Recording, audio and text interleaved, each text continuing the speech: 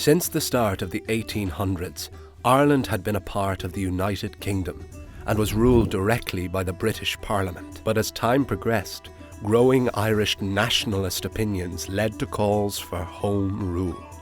Over 100 years of tension and struggle peaked during Easter week of 1916, when a group of Irish Republicans took control of some key buildings in Dublin by force and on the steps of the General Post Office proclaimed an Irish Republic.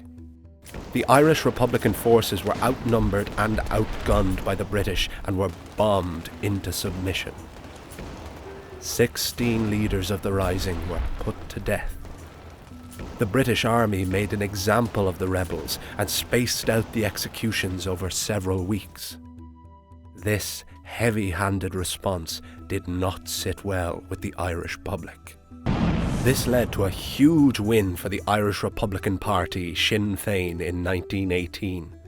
They quickly rebelled and created their own parliament in Dublin, Dáil Éireann.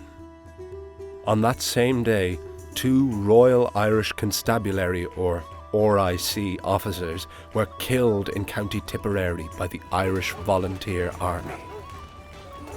The Irish War of Independence had just begun. In this war, the Irish Republican Army, or IRA, used surprise attacks, guerrilla warfare on the RIC. Then they would assimilate back into the civilian population before the British could respond. Unable to fight the IRA directly, British forces often resorted to revenge attacks against the civilian population. As the RIC struggled to handle the IRA in the countryside, they deserted many of their own barracks. The RIC were reinforced with new troops, fresh from the trenches of World War I. These were the dreaded Black and Tans and the auxiliaries, who were known for their violence and brutality towards civilians. In response to this escalating violence, martial law was introduced to much of the southwest of Ireland. An interesting episode to come out of the War of Independence was the Limerick Soviet of 1919. At this time, workers' rights and socialist ideas were spreading around the world. The Limerick Soviet started when 15,000 people lined the streets of Limerick for the funeral of an IRA member and trade unionist who died in a prison break. Fearing a revolt, British authorities made Limerick a special military zone. Armoured cars and soldiers paroled the streets, and permits were required to enter or leave the city. In response, the workers of Limerick called a strike against the British military, led by a committee known as the Limerick Soviet. Limerick was brought to a standstill with as many as 15,000 workers going on strike. The Soviet even printed their own money and newspapers, and the local IRA helped to smuggle supplies into the city.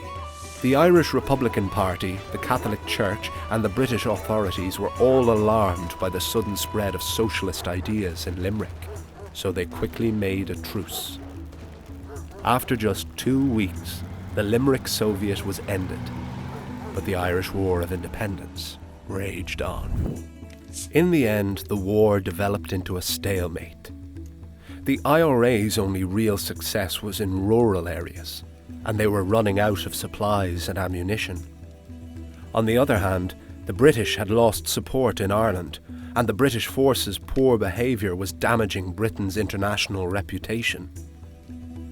In the end, the British called for peace, quite unaware how close the IRA was to giving up. The 1921 Anglo-Irish Peace Treaty brought the Irish War of Independence to an end. Ireland was made a self-governing dominion of the British Empire to be called the Irish Free State.